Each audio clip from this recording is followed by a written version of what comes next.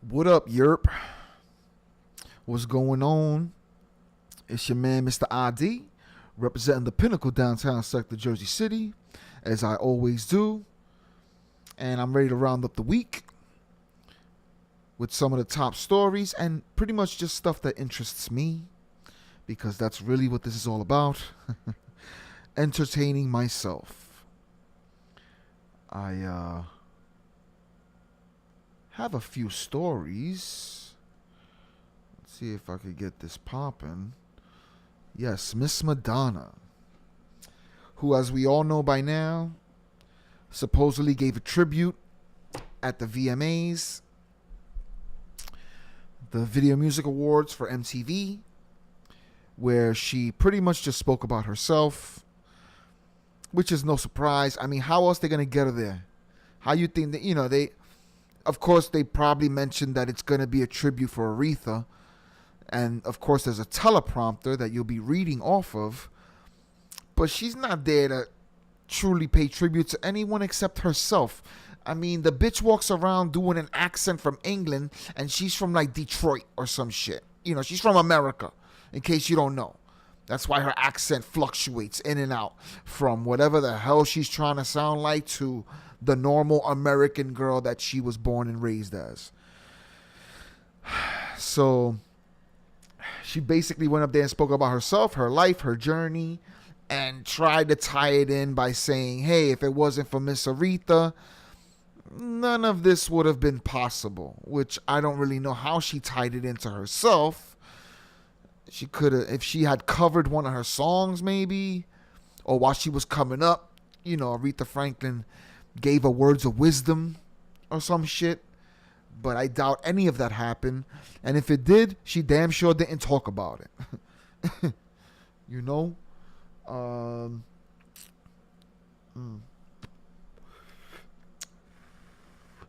Let's see what they got to say about this. An Entertainment Weekly. I'm going to read some of this. It says, after getting plenty of social media blowback over her Monday night speech, apparently aimed at honoring the late music icon, the pop star took to Instagram to defend her convoluted remarks, which she made after taking the stage to present the award for Video of the Year. Viewers slammed the singer's statement for being mostly about herself rather than Franklin, who passed away last week. Again, why wouldn't she talk about herself? I mean, even if she loved Aretha, her knowledge of her was most likely limited. And any person as huge as Madonna, a person that walks around not even acknowledging that they have a last name, using their stage name as their proper name, she is Madonna, I would imagine is full of herself and incapable of thinking about anybody but herself. This is a chance for her, since she's irrelevant, to speak about herself and make herself relevant again. Even if her intent wasn't to use a debacle of fucking up a tribute to get in the people's, lexicon, at least if it's for a few days or whatever, pero the fact being that a person that huge is totally a pompous fucking asshole. That's why she, during her speech, spoke about when she was relevant. Oh, when I rolled around on the stage and I lost my slipper and then, yeah, back when she mattered. She's going to remind everyone in that room, I'm that bitch. I set trends. I'm the reason people are doing what they doing. And then at the end, she tied it up with a bow saying, and Aretha's the reason I got to do the things I did. Which she didn't tie up nicely at all. Pretty much made no sense. Convoluted is the right word. Pretty much.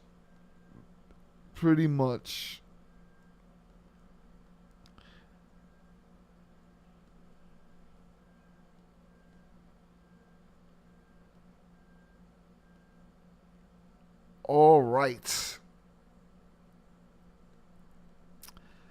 Big Bang Theory. TV show. I don't like it. I never watched it. It's pretty fucking boring. To those people that actually watch TV and in the know.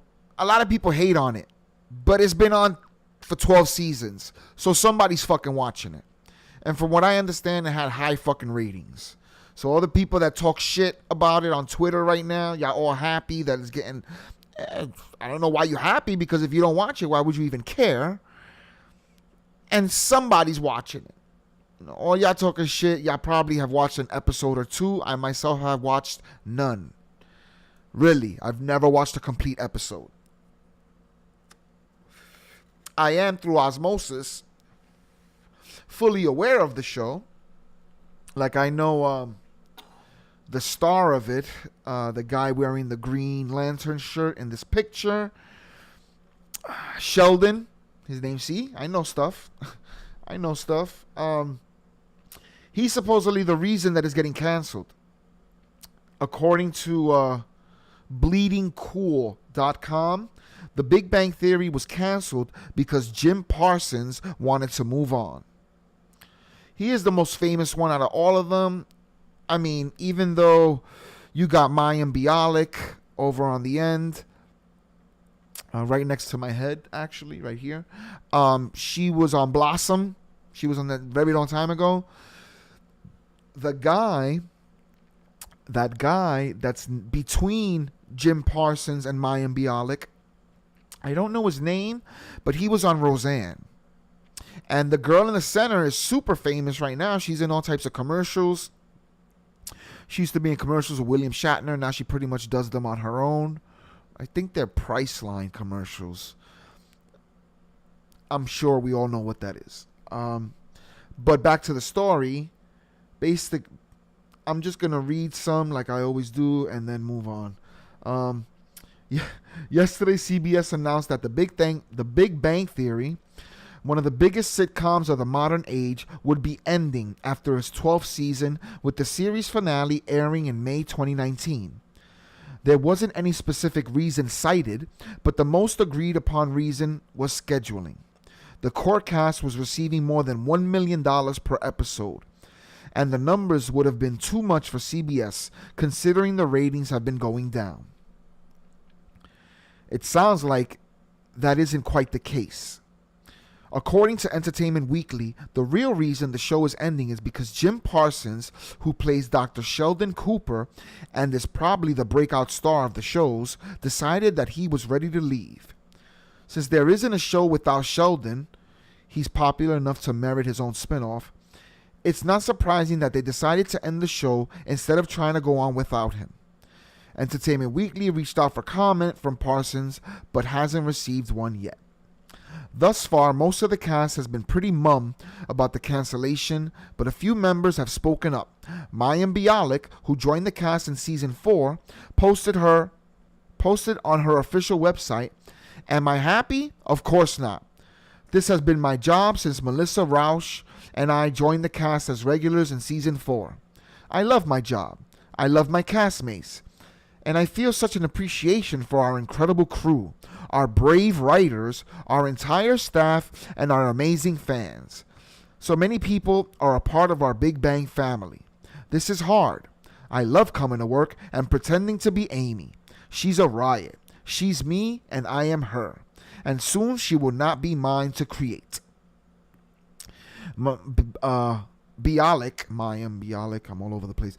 Bialik went on to say how grateful she is about the opportunity to be on the show and mentioned how hard it's going to be to film this final season without crying.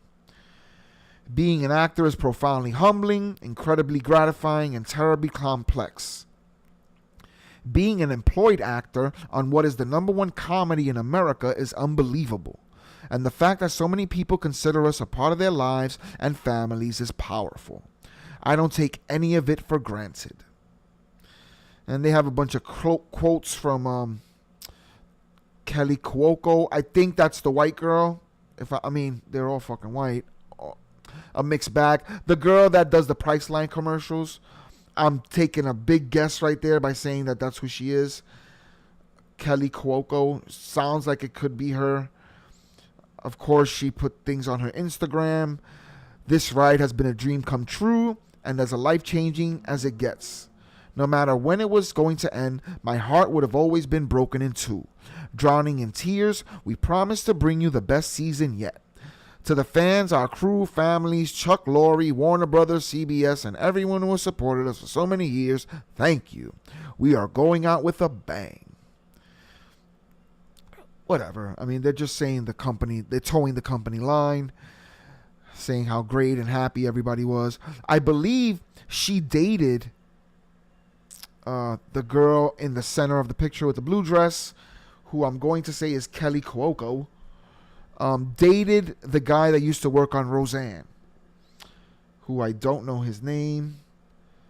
But The Big Bang Theory returns for its final season on September 24th before moving to its Thursday time slot on September 27th. And that's all I got to say about that. Yeah. Like I said, a lot of people have to watch it if it's been on TV for so long. Though, you hear a lot of people talking shit about it. How this is the reason that sitcoms went in the toilet. Like, when were sitcoms ever really good? Anything with canned laughter can't be good. If you've got to, juxtapose the actual clapping and or cheering from the crowd, and you can't just record in front of a live studio audience, there might be a problem. Where you have to plug in the laughs. Maybe people aren't actually laughing as hard as you would like. Like they used to do back in the days, they used to record in front of a live studio audience. That's why I said that. It would be said before when the episode started, this was recorded in front of a live studio audience. Like it would always be announced. That is no longer the case unless you're watching late night television. And that's, for everyone who said this is what's wrong with TV, shitty shows like this with corny jokes, how could you even call this comedy? Yay, it's going off the air. And for those of you that loved it, boo, you're going to miss it. I'm talking to Jackie because you watch it. Don't front.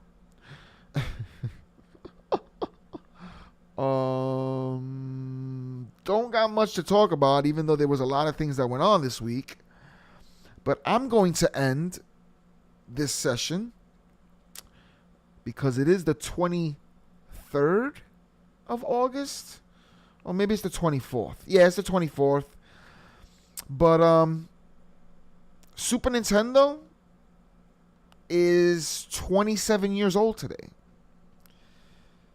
It was developed by Nintendo, released in 1991 in North America, and in Europe, 92, 93, South America. It used to be called the Super Famicom when it first came out in Japan. I, of course, got it right away. I mean, who didn't have a Nintendo? I got my Nintendo because my little cousin, Demi, shout out to Demi, she got the Nintendo on her 4th birthday. And someone had to hook it up for her. Of course, I hooked it up in my room. That was a no-brainer. And before long, it became my Nintendo. And that's all she wrote. But the Super Nintendo, if it came out August 23rd of 91, then I was probably 12 years old when this came out. And I know me, I would have gotten it right away. My mother was not no slacker. She had a job, even though we grew up in the projects. She did work, and I'm very thankful for that. My grandfather too. He worked all his life. Even though we lived in the projects, no one in the house had to take welfare, to my knowledge. Not that there's anything wrong with that. People need help. That's cool. There's not a problem with that. Everyone needs help. If you need help, that's what it's there for. You use it and so you can get on your feet. But in my household, no one needed that help. We were, those who were able to work did work, and everyone pulled their slack. And I lived in a house that was, we weren't fucking rolling in the dough, but there was always food in the fucking cupboards, and we had toys. I myself had many toys. And I definitely got the Super Nintendo when it came out. August of 91. Yeah, summertime, there's no real reason to get anything. I would have gotten just like anybody else on my birthday or Christmas. But, I was a good kid, did good in school. I have no reason not to think that I didn't get it right away. Yeah, I do remember Super Mario World. That's when Yoshi, you was able to eat little eggs. You were able to sit on the little dragon that was Yoshi, and it was freaking dope. There is nothing like the fucking memories that are my childhood. And I just want to give a shout out to the Super Nintendo because it's 27 years old this weekend. That is it. That is all. I'm going to sign out. It's been grand. I will definitely talk to you guys later. Peace.